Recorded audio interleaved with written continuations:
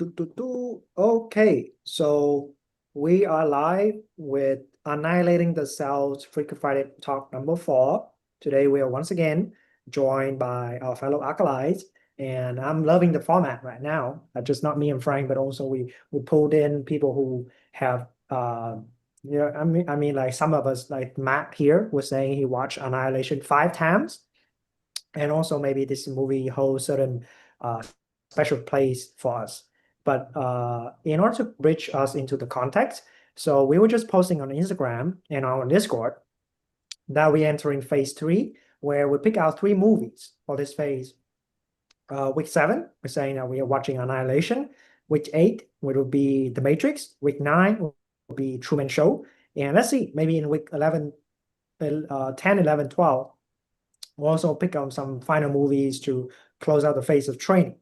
But the context of phase 3 of training, essentially now we're crossing to a territory where Mei Chang would say is the determinate and the indeterminate, where the boundaries between the known and unknown is thinner than ever. And I think it's very similar to this concept of the reflective bubble of the shimmer, the zone where in this movie there's like mutations, a mix and matching between echoes and crossing between the chasm of plant and animal, humans and beast, all these things. Very, very freaky movie. So before we start the show, I would like to present the trailer for Annihilation.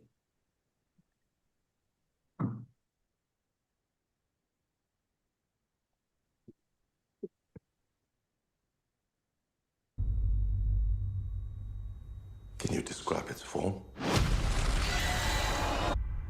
No. Start from the beginning. What do you think I do when you're away? You think I'm out in the garden pining, looking up at the sky?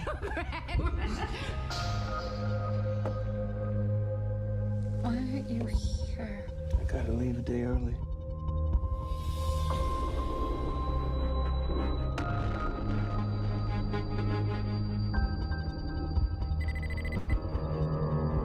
Your husband's here. Let me see him. He's extremely ill. You have to tell me where he was, what he was doing. It was his decision to go in. It's something they termed the shimmer. We've sent in drones and teams of people, but nothing comes back. But something has. You're a biologist. You served in the military. If I knew what happened, I could save his life. The boundary's getting bigger, it's expanding. We're talking cities, states. You need to know what's inside. So do I. It's beautiful. Check this out. It's like they're stuck in a continuous mutation. Anything interesting in there? No. Sharks have teeth like that. It's not possible. You can't crossbreed different species. What is it? The soldiers on the last expedition. They went crazy, or something in here killed them. Something's come through the fence. Through the fence? We have to go back. I can't go back. We can camp here tonight.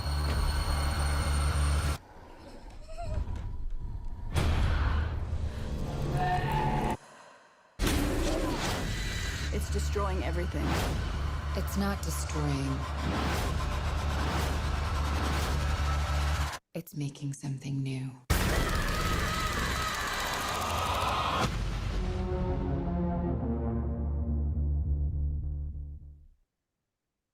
So I also put it here, the last dance scene, but maybe we can talk about it later. Now let's catch us up on some impression. So let's start with, I think, Frank, you also just make a post. Yeah, I'll just read my post. If you really want to experience the ontological shock and the cosmic horror that can arise as the byproduct of truth realization or spiritual awakening, then you should watch Annihilation. The feeling and concepts in this film capture the process of awakening to true nature more accurately than almost anything I've seen in pop culture, on the same level as Her, which you reviewed like 2 weeks ago. If this film doesn't creep you out or trigger those deep "what the fuck is happening" moments the sense of old skins being shredded to cross the chasm, the shimmer, into the unknown that you probably need to exert and exhaust a little bit more until even the distinction between the known and the unknown collapses. The existential horror depicted in this film is a perfect illustration of how much courage it takes to take full ownership of the totality of being, the entirety of your aggregations and karmic conditionings, while simultaneously recognizing presence, that which is always and already awake. Spoilers, the mirror dance with her anti-being, like that's like the no self singing, really interesting, especially that music really hits the spot. The film also illustrates dependent origination, karmic streams of different beings and organisms interpenetrating, where everything merges into neither one nor the many, cosmic proliferations unfolding beautifully. And when you descend from the top of the mountain to reintegrate with society, it can sometimes feel like you are from another planet, even though people around you might never feel that way or might never tell by looking at you.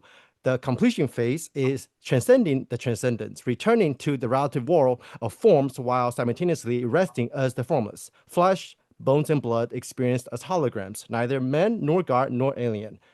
But this too is just another lens. That's what I wrote. Do you remember what was your impression? Because I think you watched this even before a lot of the unfolding, right? Yeah, yeah. The first time I watched it, okay, my friend who makes like movie reviews on YouTube, he's the first one that pointed out to me like this is a lot of Buddhist themes in there. I went to the first Vipassana retreat with him. He likes to do Right, movie reviews. Yeah. But before that, I just thought this was like a DMT trip because I've taken DMT and like, oh, okay, the shimmer is like, oh, you go in there and you get psychedelic highs. But other than that, I didn't have much experiences through contemplative CrossFit practices. So I didn't know what to think of it. I just like the visuals a lot. Like yeah, the visuals of like the last scene where she was looking into like the keyhole of infinity. Like I resonate with that because I smoke DMT. But in terms of like how you relate to the annihilation of the self, which we can get into how that can be an extreme view of like nihilism or nihilism. But right, I right. didn't get any of that scene. Yeah. But after my second retreat, then it started to make more sense. And if you guys seen my video on the second Vipassana retreat, I actually used the soundtrack from That's Annihilation, that song that you just played called Alien on the trailer. I used that to accompany my voiceover, talking about like at that time was like the biggest shift, like my first cessation where I went through all the jhanas and literally blinked out of existence and facing death literally and just perceiving what I consider that time to be the absolute, but it was just the nature of mind that is raw and unfiltered. What I perceived that as alien-like and very creepy. Yeah, So after those experiences, the second retreat, I was like, okay, I think I know what this film is trying to depict now. But after my Big Bang 2020, I when I don't know if I watched it again, but I watched some clips and just like had another level of appreciation. So it's like the same movie, right? But as you unfold through your journey, right. the movie hits differently. Yeah, yeah. Right. So that was my journey with Annihilation. I still think it's one of the best depictions of like that cosmic horror, like that feeling you get when you have your ontological structure ripped out from underneath you. Yeah. I don't know if it still applies right now, but I haven't seen it. I've seen it like probably like more than 5 times, but I didn't watch it recently. So So what about Jesse, Matt, and Janica? What's your guys' relationship like with the movie? Yeah, Frank mentioned it in a discussion, and after the discussion, I just had this feeling like I should watch this movie because you were so excited and passionate about it. But I saw it was horror, and I was like, I don't like horror. I think the last horror I watched, I was like, I'm not doing this anymore. Like, what was the last horror you watched? I think it was the one where the guy traps like the two Mormon girls in his basement. It's relatively new. Oh, I saw that one. Yeah, I forget the name. Um, but yeah, it was like it's interesting, but then you're just left with like this kind of gross taste. And I was like, I don't know if I want to do this anymore. So I had a lot of resistance going into it, but I also had this feeling of like that I should watch it. That's why you should watch it, right? Yeah. Yeah. Like in our Uh, practice, that where you're afraid of, that's where you should like investigate. not Yeah, turning away from it. it was interesting, like all the strategies my brain was coming up with to resist Mm. and try to convince me that it wasn't the right idea. Um, but yeah, it immediately caught my attention starting the movie. Um, and yeah, I didn't really know what I was getting into. So there's just, a lot of mystery of just like, oh, what's going on? Um, and yeah, not making any Buddhist connections right away or anything. But then the idea of the shimmer and people going in and not coming out, it's like, oh, that feels like a psychedelic experience or something, that I can relate to. Um, and then all the different psychologies of the different women that went Mm. in and just seeing how they reacted to being trapped and being in this other environment was really interesting. And I feel like I can relate to all of them, like I have all of those, have had all of those reactions myself. Um, and then the main lady that's just like, this is what I'm doing. Um, like I'm gonna make it there and figure out what's happening. I was like, I related that kind of to aspiration.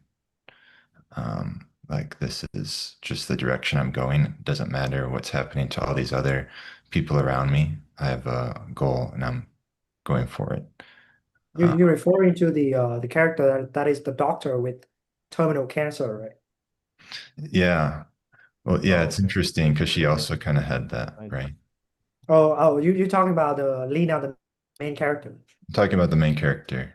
Yeah. So we got two characters that make it pretty much all the way to the lighthouse, to the end, to Yep. the ground zero. Yep. Mm. Um, Okay, okay, sorry. I wanted to reply to what you said. yeah, no, I think it would be interesting to talk about the differences between them, right? Because Yeah. the one was it therapist, I think. She was just like, I'm gonna do this because I'm gonna die anyways.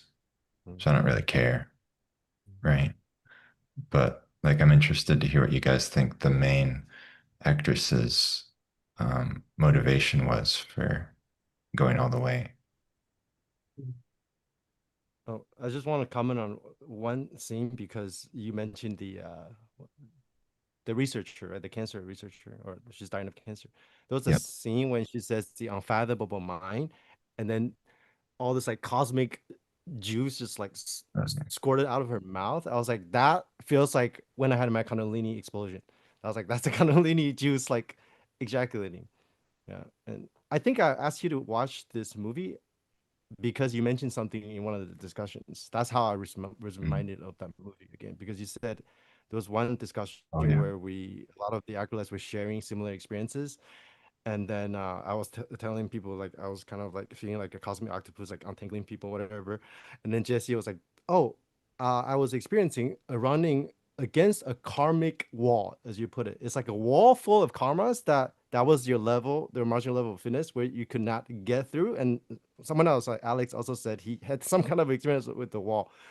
And then I was just reminded of there was a scene in the movie where there was literally a wall, and then in the wall is like all the inner penetration, the physical manifestation of all these different species interpenetrating. They're karmic streams, they're the mind streams, literally like interpenetrating, and that wall just that's what karmas look like. Kind of, you really examine it, it's freaky as fuck, right? Yeah, Yeah. so everything's like twisted in and out of each other. Yeah, yeah. So we also got here Yannick. What has been your relationship with the movie and also like the themes that it depicts about? Oh, it's not distracting. It's not destroying. It's making something new. Hmm. Well, I've seen the movie many years ago, but I don't remember much about seeing it in that time. I don't know. It was a cool movie back then, but I didn't make much of it. And now that it was mentioned again in discussion, I was like curious again.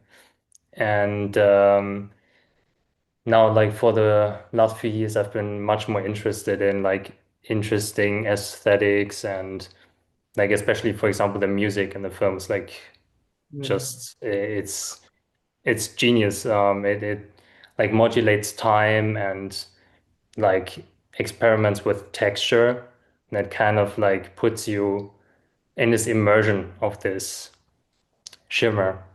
And I think many people were quite like haunted by that soundtrack. And for me, it's just like a cool soundtrack. For me, it's not scary at all. I like that kind of music. But yeah, so I kind of came into it again through aesthetics.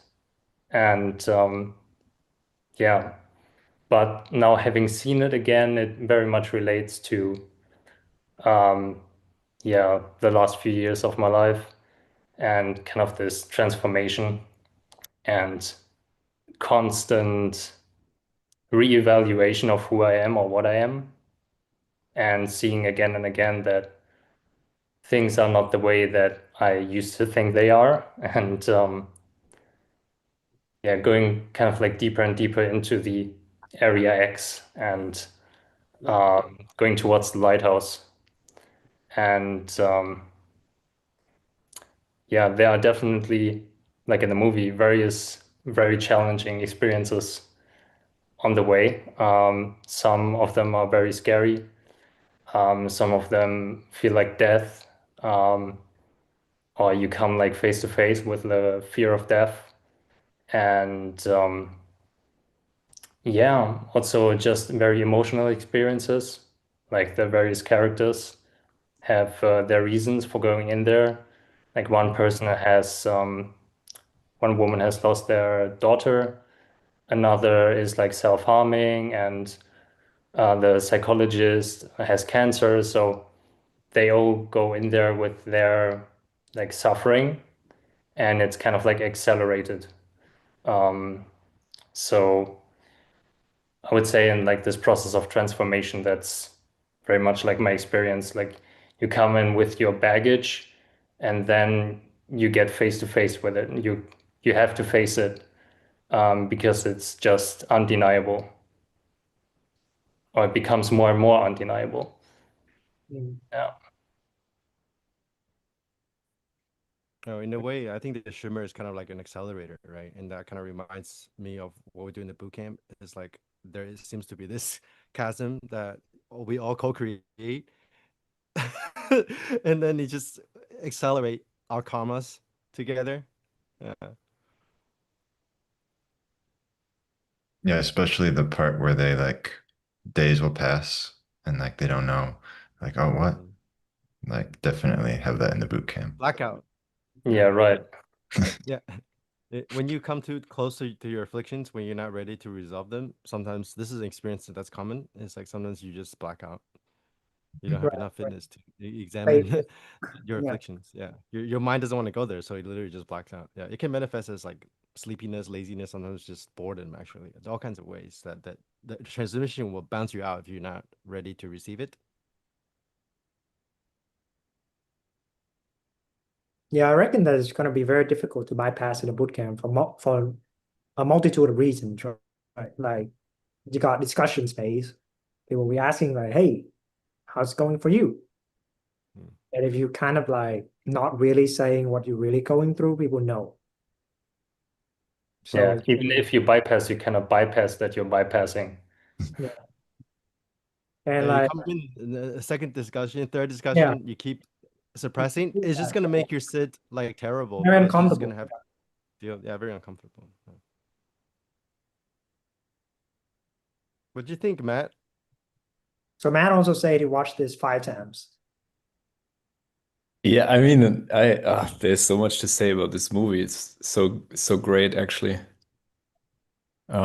First, I mean, I love science fiction movies of all kinds, and then this one is so different. It has a very different narrative to it.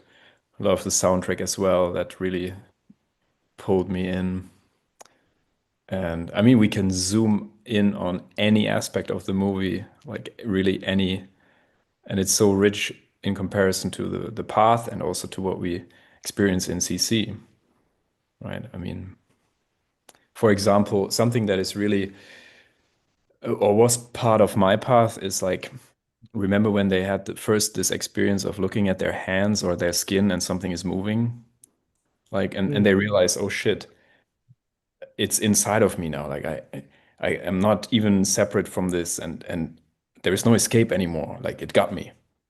And I had that experience. It was a very visceral experience for me when my teacher at the time told me, like, the serum is already in, you already drank it, like you're fucked, and that felt like, oh shit, he's right. Like It's almost like yeah, it's just a matter of time, the bomb is gonna explode. And in the movie, they have that in the form of this moving skin, yeah, it's almost like a antivirus virus where yeah, if you have a glimpse of true nature that you first time you saw the self isn't real and there's no going back. yeah. Yeah. And just something inside knows, like, oh shit, yeah, that's true. Yeah. And then Okay. unless you keep going, or you're just gonna get stuck in this limbo where you can't look back, you can't look forward, which happens to a lot of people, especially Yeah. they don't Because have it could something. be so, yeah, it could be so tricky because the first time it opens, the opening is genuine, but the conceptualization that wraps around it is still skewed. So that then you immediately flip flop. Right? Then we got like, oh, self isn't real. There's no self ever. I was like, no, no, no, no, no, myself, come back, come back. So it's like the opening was genuine, but the view But was no on. view refinement. Yeah, yeah. So it's so And tricky at this also, territory. I mean, also in the movie, right? Some of them, they're really in denial. Like some of them really don't want to, look at it. Like, uh, Mm, yeah, yeah. So when I was prepping this movie, like prepping the brief with you guys and doing all this, I was going through it with Claw AI. It's so interesting that Claw think that Josie, I think like the character that is turned to plant, to Claw AI, she's the one that is most Buddhist because Claw AI think that that's her. The main character is still fixated on her egoic journey, and I always have to correct Claw like, hey, the person who's turning to plant, she is just full on nihilistic. It's more And like fawning, I think. what's that? Yeah, yeah, Yeah, yeah. I I think, also like yeah. fawning over like, oh, this is a release. I'm I'm gonna gonna be, merge with the God. yeah, I'm Yeah, gonna I want to merge merge with the with God. plants, and this is the way, Yeah. right? Like And turning to giving away It's not. responsibility. yeah. Yeah. So It's I kind of was I like was maybe trapped in checking the Claw. oneness view. Yeah. Yeah. It's very interesting that some people may orient towards different characters when they watch this movie. So kind of like, especially the three character, right? Like that character, the doctor, who then like disappear into that, and then we got Natalie Portman. Yeah. I also I want to mean, the one mention. who, yeah, Go ahead, go ahead. the one who turned to a plant. To me, it looked more like eternalism somehow. Like, okay, Yeah. I'm gonna merge with the absolute. I mean, for the biologist, it made a lot of sense because she was dying, right? So for her, it was like, hey, I'm gonna leave my body, so why not? Body is anyway done. Yeah. I was just gonna say, even though the movie is about annihilation, we talk a lot about how we're not really trying to annihilate the self or even your conditionings, but to repattern and to transform your karmas, right? And to create something new, not merely have the mindset of like, oh, I just want to destroy, destroy. Because in the movie, nothing gets destroyed, right? It's like everything's transforming into other things. So different cause and condition arise, different species. Even Natalie Portman's character, she, we can argue whether or not she had a realization, but she didn't really die in a sense. She just transformed. And then at the end, there was like a tattoo on her arm. A lot of people see that as like a sign that she somehow is an alien or got switched because now there's a tattoo of the Ouroboros, the infinity loops on her hand. That was from one of the other characters, actually. Yeah. Oh, One of okay. their Yeah, I women had that tattoo didn't and read into it. she got it. Yeah. Yeah. Mm. But the problem is, she's also not really functional at the end, right? I mean, she's like pretty messed up. Yeah, it's gonna take a while to integrate. Yeah. Yeah. But I the I can't, another I image can't that see really her paying popped her out. taxes, like that. Yeah, she needs to learn how to yeah, transcendence, like I said in my post. But another image that popped out was like when her boyfriend was getting. Oh, I guess her boyfriend did get annihilated, but he was in like a Buddhist pose, like next to like a cave, and that looked really Buddhist. Yeah. It was in the lighthouse, right? So I remember Yeah. he was recording It was like himself, meditating. Yeah, it looks like he was blowing meditating. himself up, just straight up Yeah, to yeah, like, yeah. like you are me now. I'm out. Mhm. There's also like there's so many interesting elements to that. Also, like I mean, whoever is watching, who's on the path, there's lots of good maneuvering tips. Like how to face your shadow. Yeah. But we are going to watch the dance scene, right? Yeah, yeah. Speaking of the dancing, it's like I was obsessed in that scene during the phase where I was like verifying and substantializing no self into a thing. I was like, I want to be that no self. I want to be that anti-being. I don't want to be this. I want to be that fucking black alien. Like making no self into a thing. Yeah. Right. So should we watch? There's two parts. So part one is the biologist, and part two is Lena, the main character. Should we only watch part two or also watch part one? What do you guys think? We should definitely watch the anti-being scene though, the mirroring scene. You can watch both, like the scene where she was like looking through the infinity Yeah, keyhole. yeah, because that was the all right. Yeah, So we can this is watch the it. scene that they're looking through the keyhole. Yeah. Maybe let's okay here.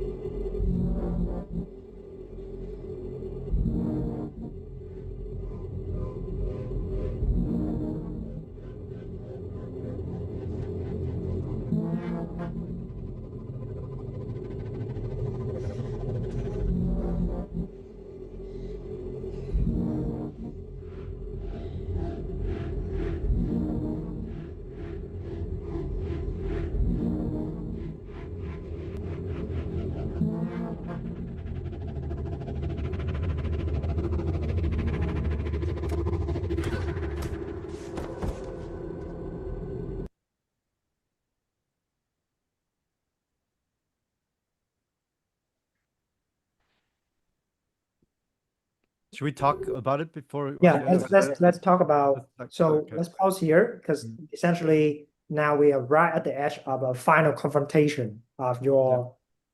The You could final say, boss is always yourself, right? Supposedly yeah. yourself. Yeah. So the part two of that clip is Matt was saying there's maneuvers on how to tame the shadow. But I guess I want to pause this first because that's the cosmic horror side. We got a couple of people in chat on YouTube right now saying, territory of very challenging, um, facing fears, cosmic horrors, things like that. But I also want to ask you guys here first is like, how was it for you guys when you had a similar confrontation? Like the moment when the shimmer takes shape that you can see, but holy shit, that's freaking me out right now. Yeah, it definitely reminds me a lot of Jonic experiences. Like neither perception or non-perception type of territory, or even like the Dark Knight of the Soul. Like I remember when I was reading Data Eager's map, there's like discuss. Um, I don't know all the stages. I was like, oh, that makes sense. And then like there's a where's that stage that you just like kind of you want to like a reverence, like a deliverance, some kind of deliverance. What is it called? I love that phrase. Something deliverance. Yeah, it's like okay, you just Desire have to for surrender. deliverance? Was that yeah? Wait, say that again. Desire for deliverance? I Was think it so. that? Desire for deliverance. Something like that. Yeah, yeah. It's like go through all this disgust, fear, and then you're like, if I let go, I'm gonna die. If I don't let go, I'm gonna die. And then you just surrender. Yeah, yeah. You just have this intrinsic desire for deliverance.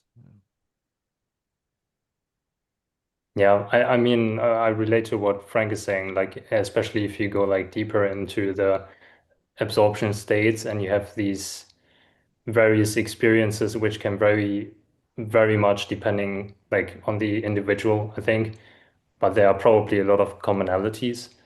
But things like having the sense that like your body sensations start swirling and kind of like there's a void in the middle or something like that, and then it kind of like the swirling stops and there's just silence, stuff like that. Or I had a sit like 2 years ago or so where I had this ringing in my ears and it was becoming like more and more frequencies started popping up and it became like this metallic shimmer, which was moving through the room, kind of was like 3D and it was like very, very loud.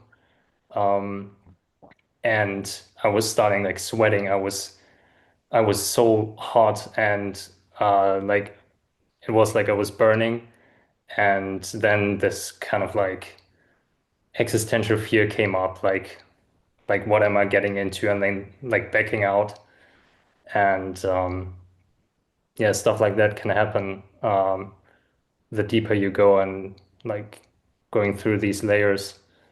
And then at the end, it's always the boss is always yourself.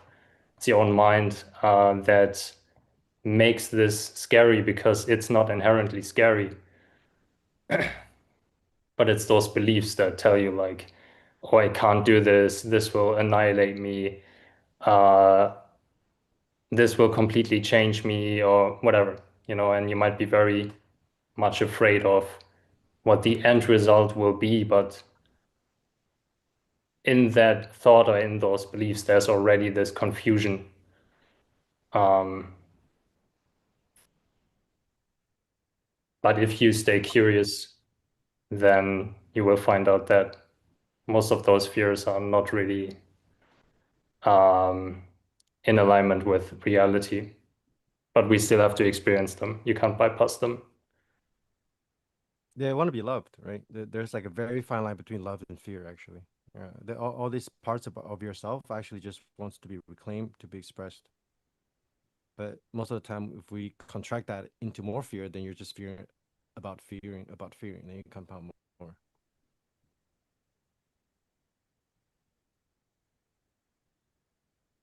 How about for Matt and Jesse? What was your moment with the shimmer?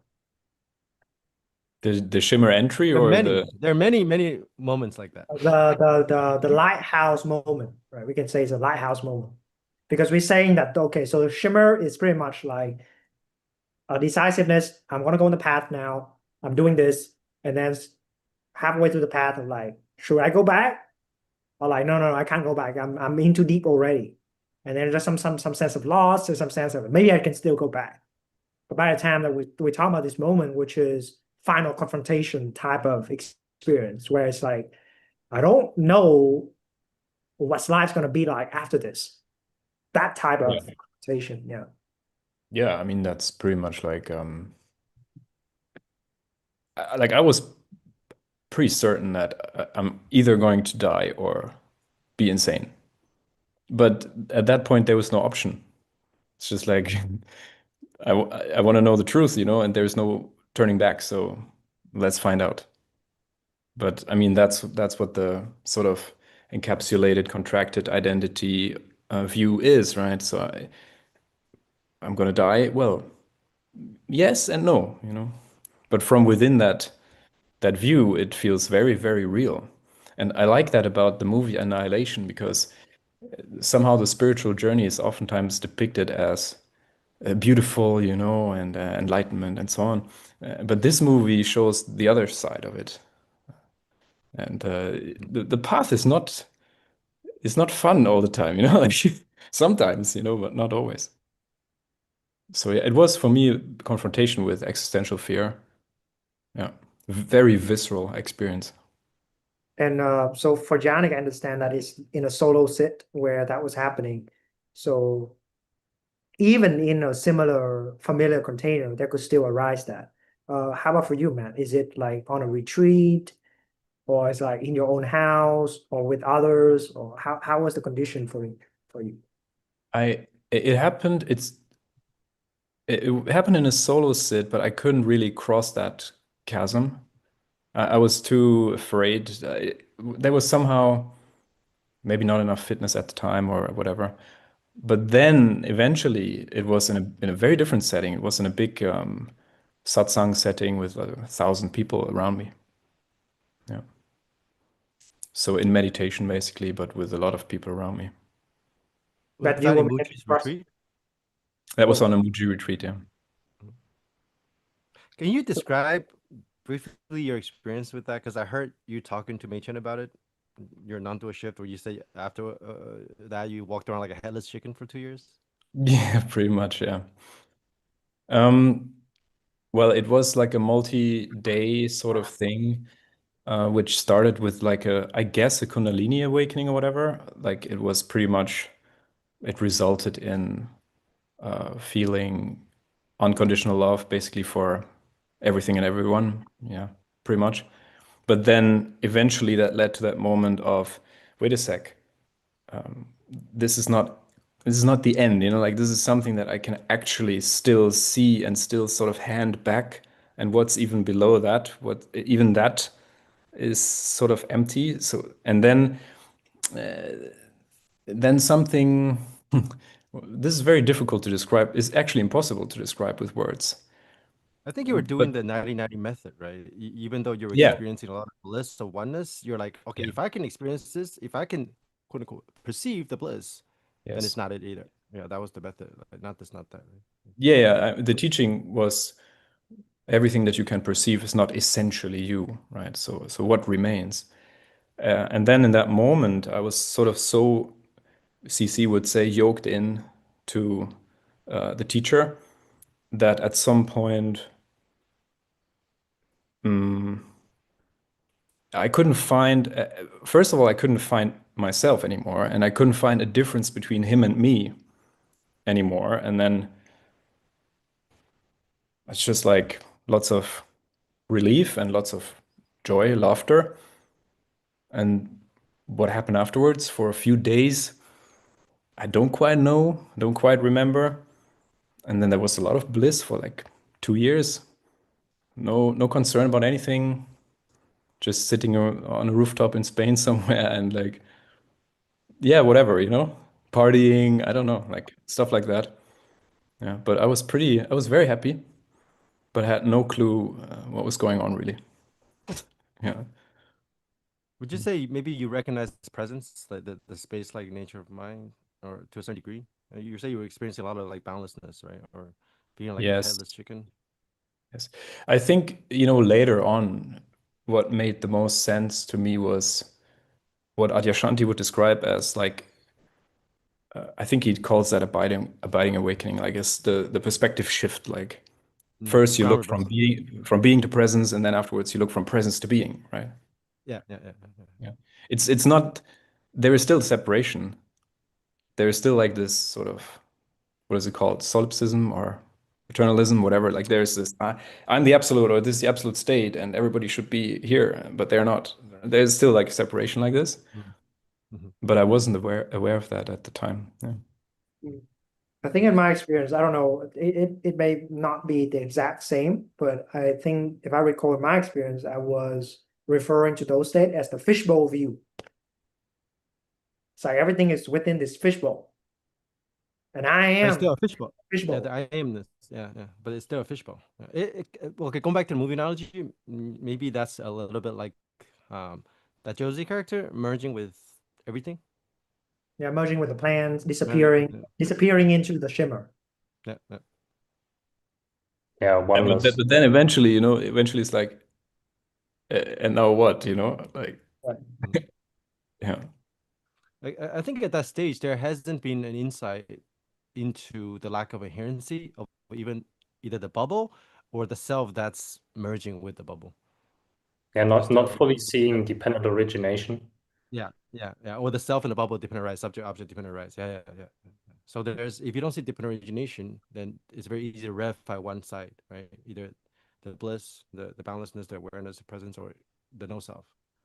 Yeah, I think that's pretty much accurate. Like, I had no idea or teaching about dependent origination. Yeah.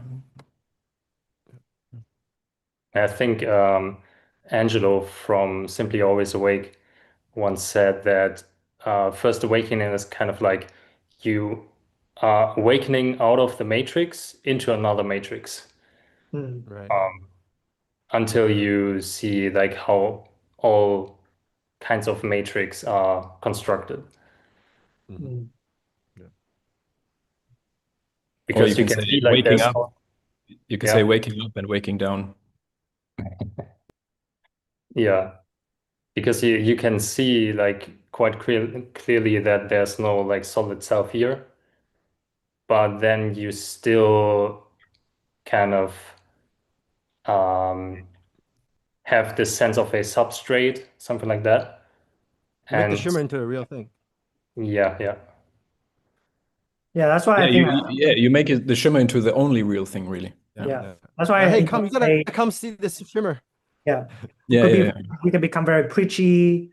We can feel like there is a need for us to convert people into this. There's a need to like, or like if we tried and they don't listen, I'm like, oh, too bad for you. That I kind think of I call that the God consciousness phase. yeah, God complex. Yeah. Consciousness phase. Yeah. How about for you, Jesse? How was your moment at the lighthouse? Yeah, I think I relate it to seeing the emptiness of like core values or core defense mechanisms at different points in the path. And the ego reacts in kind of this horrified manner that if it lets this go, then it will lose like its humanity. And it's like, what will I be if I let this core value go? Like, this is sometimes even it's like, this is what it means to be human, to hold this. Like, this is part of being a human being. If I let Right, this go, then what am I? Am I abandoning my humanity? right. Yeah. So I think the alien theme really ties in to that feeling well.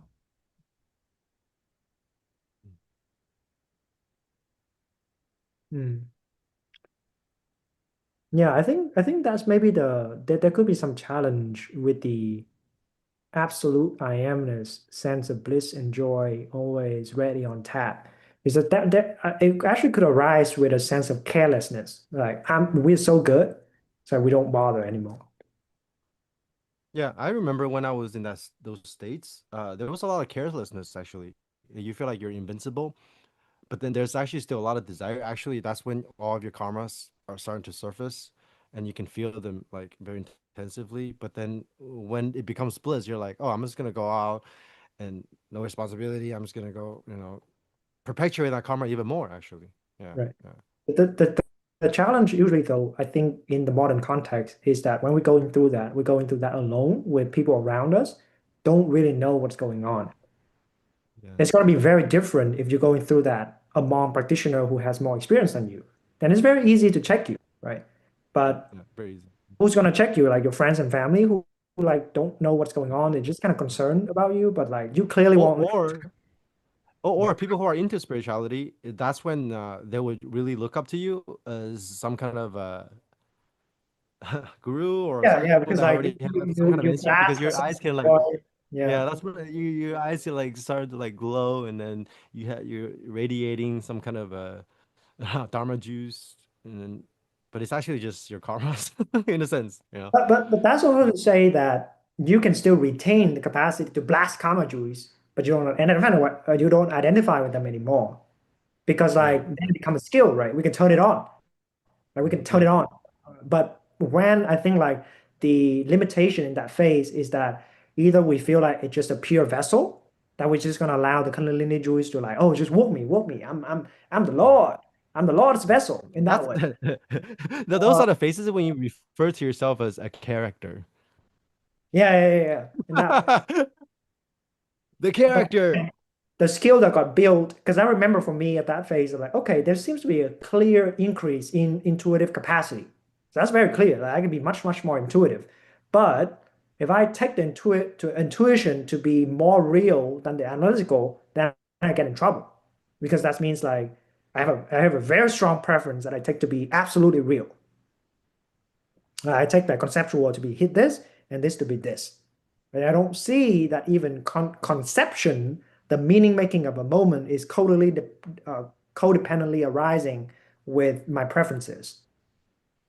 Right? If I want calculation to be the real thing, I can do that. If I want intuition to be the real thing, I can do that. But we don't see our own volition. We don't see our decision. We don't see our intention. Right? That's the problem, right? Because then we verify the whatever, like the calmness, the joy, the bliss, the kundalini capacity, the suddenly appearing that we can heal people, or like the euphoric bliss, the energetic buzzing, whatever that is, right? We don't see that we're making it into a thing. So we can say, in some ways, it's almost like an affirmative negation. Like we negate the personal small cell and we affirm the absolute. Yeah, yeah. And Yeah, that's and it's actually quite hard to overcome that because the, you know, mainstream teachings, teachers, or actually like the feedback that is accessible is often not substantial enough to really point out your, your reified views or whatever. For me, that was like a real challenge to find somebody who is actually, helping because I mean, this initial awakening is often called like the end. Like that's enlightenment. That's it. Right. and here we call it the beginning. It's Yes. like, bro, you barely started the path. Yeah, I think that lack of insight into how phenomena compound and exactly how your views are constructed from the ground up, like going through the aggregates, the 12 links, that's not talked about at all outside of traditional Buddhist teachings. I mean, we modernize it in a way where, we don't really need Buddhist background in CC, but most spiritual traditions out there in the marketplace don't talk about how they might talk a little bit about how the self constructed. But what about when you see through the self and then you still have this entire bubble, this view? How does the God consciousness gets constructed through the aggregates? What's the difference between presence and being? I think we talked a little bit about presence and being. I'm not sure, but in the bootcamp we are. It's like a lot of spiritual marketplace materials are taking us directly to presence, but they don't talk about being. And being is just your condition becoming your karmic trajectories, the totality of Yeah. And then your it aggregation. Don't talk clear about the how you bypass dichotomy. that. Oh, negate it. Yeah, you said there's no time, but timelessness includes 3 times. Yeah. Yeah. Then we have a seemingly paradox that we have to choose, right? Like some people are like, oh, this is too impersonal. I must come back to humanity. Like this is true depersonalization, which is true. Like a lot of group could be very depersonalized and just bypassing a lot of mundane, worldly activities and skill, which is very true. But there could also be not seeing that, wait a minute, how does this dichotomy arise in the first place? Why am I making it into a separate category? Why I'm not seeing that the self, that embodying, is emerging based on the sense of the presence of all that is, filtering through volitional acts. I'm choosing moment to moment how I am, but that's required total ownership of your direct experience, right? That's too much. That means like no one to blame, no one to impress. Yeah. Too big of a deal, I would say. So then we have like either you going for presence with a negation of being, or you affirming like I want to be on this thing, whatever that is, just the universe or whatever. I'm just gonna be, right? So it's like Yeah. Yeah. Yeah, you even see that shown on YouTube, right? A lot of people talk about non-duality for a while, and then they'll come out after a few months making a video. I'm done with non-duality. Now I'm about human stuff. Now I'm gonna feel into all my emotion, but then they're just oscillating now from like awareness to human. And I think it's without the right view, it's very difficult to see that because you want to take ownership of the totality of your karmas and all the geometries of your aggregation while simultaneously going beyond them. That's the middle way, like the neither nor both kind of territory. Otherwise, you just either going to want to transcend, which is the other side of the extreme as negate, or you're just going to continuously do shadow work or continuously trying to surrender, endlessly surrender, or endlessly trying to dissolve conditionings. Or just feel. I'm just gonna feel. I'm just gonna do human stuff. Yeah. But the flexibility and the fitness to hold all these views together and see how they're codependent arising, how they're constructed is really the next step to flip all your karmas into dharma. Yeah. Which unfortunately nobody talks about this. Like I go on talks to people being into spirituality. I talk about this stuff that people don't know what I'm talking about. I didn't know what I was talking about before I met Mitchin. Like what is compounded phenomena? Like for CC is like so uh taken for granted. Oh, compounded phenomena. But when I heard compounded phenomena, I was like 2 years ago. I was like, what are you talking about? What is compounded phenomena? So yeah. even in the movie, right, when you see that like those phenomena like compounding, you know, any of those things we just saw, it's like very good representation of like phenomenons like congealing, deescalating, compounding, decompounding. I was like, yeah, that's what it feels like, right? The textures of it, yeah. Yeah. So tomorrow we're gonna have a week 7 debrief. We just fit across the halfway point. So in terms of pedagogy and I think the context of the training that 40, 50 some people is training within CC is going through is that the first 6 weeks is very determinate. Like there's a clear thing like, hey, this week we'll talk about this.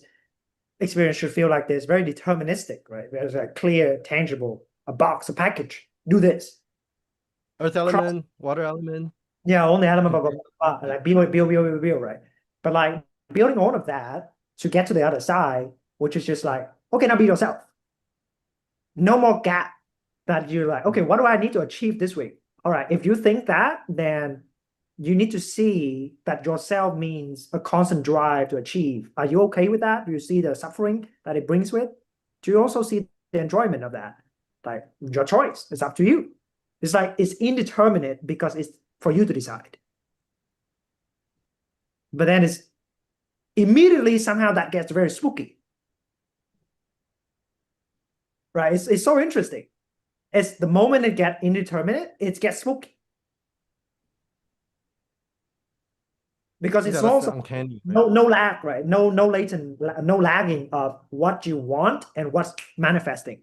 Like you intuit it, and the meaning making comes with it. So it gets super spooky at the time of the indeterminate moment starting to be considered. And what if all of this is a co-participatory game, and you get to decide what it all means for you?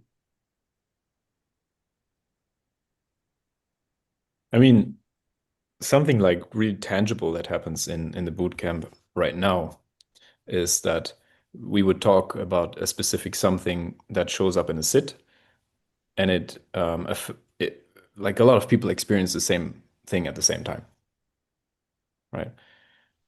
So, or like there is no real differentiation between the sit and the life, like the normal life, right? So somehow CC becomes like all pervasive. You don't know where it starts, where it ends. Yeah.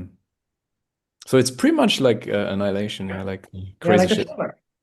Yeah. Like Shiver is there's expanding.